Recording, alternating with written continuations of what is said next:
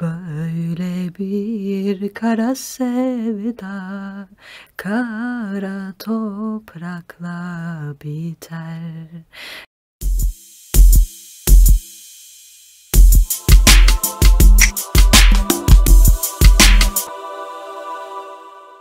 Merhaba arkadaşlar, nasılsınız? Beni soracak olursanız her zaman söylediğim gibi bomba gibiyim arkadaşlar. Evet, bugün çok önemli bir gün, Babalar Günü. Şimdiye kadar hep Anneler Günü olsun ya da diğer özel günler olsun hep bir video çektim. Ama bugünkü video için içim biraz buruk çünkü babamı biz 2012'de kaybettik. Maalesef akciğer kanserinden vefat etti. Ben de ona ve diğer dünyadaki bütün babalara böyle bir hatıra olsun diye gene de güzel bir şeyler çekmek istedim. Fakat hiçbir şey bulamadım. Yani ne çekmeliyim diye düşündüm. Sonra aklıma başka bir şey geldi. Bu sizi ne kadar ilgilendirir ya da ne kadar ilgilendirmez bilmiyorum ama biraz kendimden, ailemden, babamdan bahsedeyim dedim. Ve hatta babama yazmış olduğum bir mektup vardı genç kızken. Onu ona yazmıştım ama okumamıştım. Zarfta saklamıştım. Hatta burada böyle Lütfü Bingöl diye de yazmışım, yazan kızım Nilgün diye. Biraz babama bu ergenlik dönemleri galiba sinirleniyordum. O da benim üstüme çok varıyordu. O dönem yazdığım bir mektuptu. Bunu sizlerle ve eğer beni bir yerlerden izliyorsa ya da dinliyorsa onunla şu an paylaşmak istedim bu anlamlı günde. Öncelikle bütün babalarımızın ve baba adaylarının Babalar Günü'nü kutlarım. Kendi babamın Babalar Günü'nü de kutluyorum. Benim babam askerdeyken annemle tanışıyor. Şu görmüş olduğunuz evde dünyaya geliyor ve askere gidiyor. O dönemde annemle tanışıyorlar. Annem de o dönem hemşirelik yapıyor hemşirelik okulunda. Daha sonrası güzel, hoş ama kısa süren bir flörtün üstüne evleniyorlar ve ben dünyaya geliyorum. Babam benimle çok ilgileniyor. Ona ben babalığı tattırmış oluyorum. O da bana evlatlığı tattırıyor derken ben sıkılıyorum. Ve bizim ailenin canavarı gene şurada falan görüyorsunuzdur. Levent'i dünyaya getirmelerini istiyorum. Levent dünyaya geliyor tam ben 7 yaşındayken. Aramızda 7 yaş var kardeşimle. Ve hayatımız biraz daha şenleniyor. O zamanlar tabii kardeşim olduğu için çok mutlu olduğumdan dolayı bir şeylerin farkına varmadan ergenlik dönemine de girmenin vermiş olduğu heyecanla usluplu ya da uslupsuz bir hayat sürüyorum. Aslında çok ciddi bir hayatım oldu. Çünkü babamla ortaokul, lise döneminde o edebiyat öğretmeni olduğu için hep aynı okuldaydık. Haliyle fazla bir haylazlık yapamadım ya da farklı şeyler yapamadım. Ama gene de bir erkek arkadaşım olduğunda ya da bana biri aşk mektubu yazdığında benden önce onun eline ulaşırdı o mektup ve elinde mektupla akşam eve gelirdi. Bu kim? Söyle bana, tanıyor musun bunu diye. Ben böyle bakardım. Aa bu bizim şey. Aa bana mı aşıkmış bakayım falan derken elimden alırdı. Ve kavgalarımız, gürültülerimiz olurdu. Tabii ben böyle biraz güzelleşip serpilmeye başlayınca da giydiğim kıyafetler vesaire gibi olaylar sorun olmaya başlamıştı.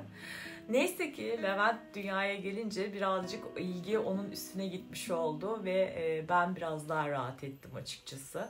Ama sonra gene 14-15 yaşlarına gelmeye başlayınca babam gene benim üstüme gelmeye başlamıştı.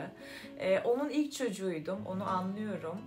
O Erzurumlu olduğu için biraz daha farklı bakıyordu olaylara. Ama biz Alanya'da doğup büyüdüğümüz için kardeşimle Alanya'da çok sıcak bir yerde, rahat bir ortamda, rahat kıyafetlerle, daha doğrusu yazlık kıyafetlerle büyüyorduk. Küçükken müsaade ettikleri kıyafetlere belli bir yaştan sonra bağırıp çağırmaya başlamıştı babam. Benim de ergenlik dönemim olduğu için değişik bir duygu ve düşünce içerisindeydim. Ama onun bana ufacık bir kızması bile beni çok üzerdi. Neyse günler bu şekilde geçti. Biraz sonra size ona yazdığım ama onu hiç okumadığım, daha sonrası ev taşırken elime geçen ve sakladığım bir mektup var. Onu paylaşacağım. Biraz çocuksu bir mektup. Dalga geçmeyin ama hani bir ufak genç kızın, ufak bir kız çocuğunun duygu ve düşüncelerini anlatan da bir mektup aslında. Çok da safane bir mektup. Ben okurken her seferinde duygulanıyorum ama sizin için bir anlam ifade etmeyecektir, onu da biliyorum. Zaten de duygulanmayın, hep gülün ve bugünü babalarınızla anlamlandırın, güzel vakit geçirin, birlikte hoşça, güzel paylaşımlar yapın ve hep gülün, hep mutlu olun. Onlar çünkü başımızın tacı. Bir gün gerçekten evde babanız olmadığında evin ana direği gitmiş gibi oluyor ve kendini nereye atacağını bilemiyorsun, ne yapacağını da bilemiyorsun ve bir anda olgunlaşmak zorunda kalıyorsun. Evin babası sen oluyorsun. Şahsen ben öyle hissettim çünkü büyük ablaydım. Kardeşim belki benim abim olsaydı belki o öyle hissedecekti. Onun da büyümesine müsaade etmedim ve her şeyi üstlendim. Kendimi bir nevi baba gibi görmeye başladım ve babamın doğrultusunda babamı üzmeden, babamın her an beni izleyeceğini, gözlemleyeceğini düşünerekten hareket etmeye başladım. Biz babam gittikten sonra maalesef 3 kişilik bir aile olarak kaldık. Eddie Büdü Junior şeklindeyiz. Ama hiç kopmadık. Çok tatlı bir aileyiz. Birçok arkadaşım çok tatlı bir aileye sahipsin. Diyaloglarınız çok iyi der. Arada aramıza girmeye çalışan insanlar olabilir. İşte ne bileyim kardeşimin kız arkadaşı olur ya da benim bir erkek arkadaşım olur vesaire ama biz hiçbir şekilde birbirimizden kopmayız çünkü gerçekten birbirine bağlı bir aileyiz. Babamı da çok özlüyoruz. Keşke o da olsaydı da bugün hep birlikte yaşasaydık ama mümkün olamadı. Babam 52-53 yaşında, dediğim gibi 3 ay, bir hafta gibi bir sürede, doktor da aynen öyle demişti ve gerçekten öyle oldu. Akciğer kanserinden vefat etti. Takdiri ilahi diyorum. Yapabileceğim hiçbir şey yok bu konuyla ilgili. Çok ağladım, çok üzüldüm, çok içerledim. Çok olgun karşılamaya çalıştım. Olgun durmaya da çalıştım ama yeri geldiğinde gerçekten söz konusu baban ya da annen olduğunda çok da duygularına hakim olamıyorsun. Ben ama yeterince olmaya çalıştım. Aile içerisinde akrabalarımıza karşı, eşime, dostuma karşı hep dimdik ayaktaydım. Halen daha da öyleyim. Eğer beni zaten bir yerlerden gerçekten izliyorsa babam, ben düşünüyorum gerçekten bunu ve vicdanım çok rahat.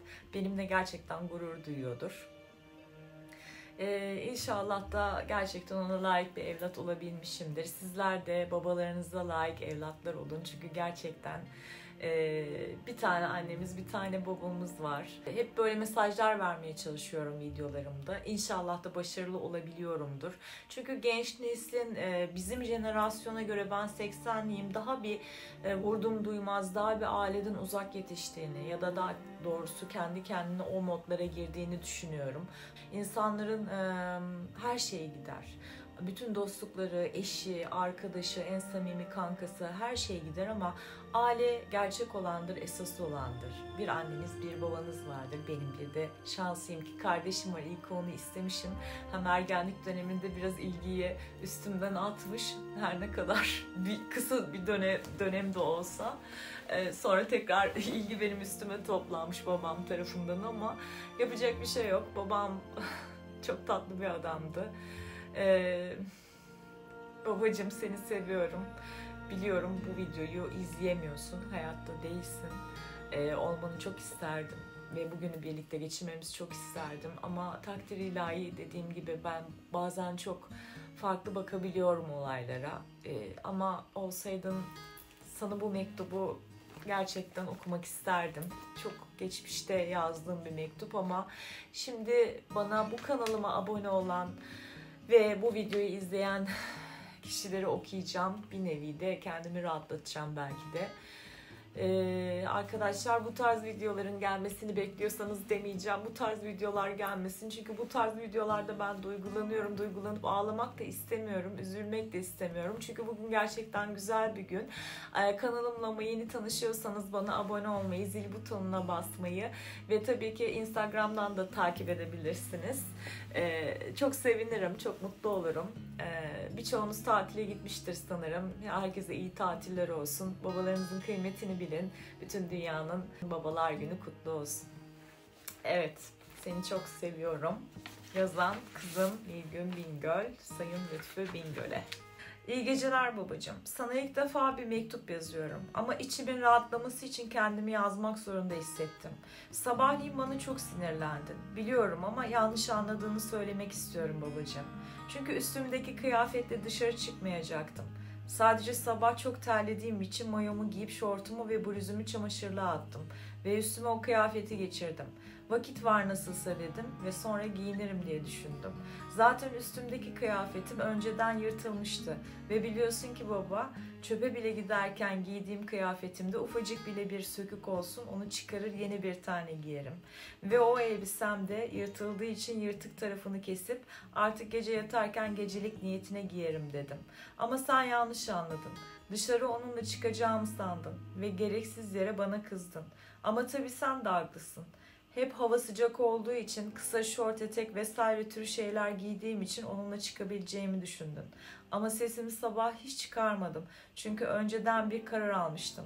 Haklı veya haksız büyüklerine, özellikle de annene, babana ses çıkarma. Çünkü onlar kızar da sever de diye. Bu düşüncemde de doğru olduğumu biliyorum. Çünkü sesimi çıkarsam bu bizim daha şiddetli kavga etmemizi sağlardı. O an o sana göre doğruysa bu fikrinden seni vazgeçiremezdim. Baba, belki şimdi bana kızacaksın ama bir şey yazmak istiyorum. Sen de akşamları eve geldin mi ufak şortunu giyiyorsun ve onunla arkadaşlar ve onunla yatıp kalkıyorsun ama sana kızan olmuyor.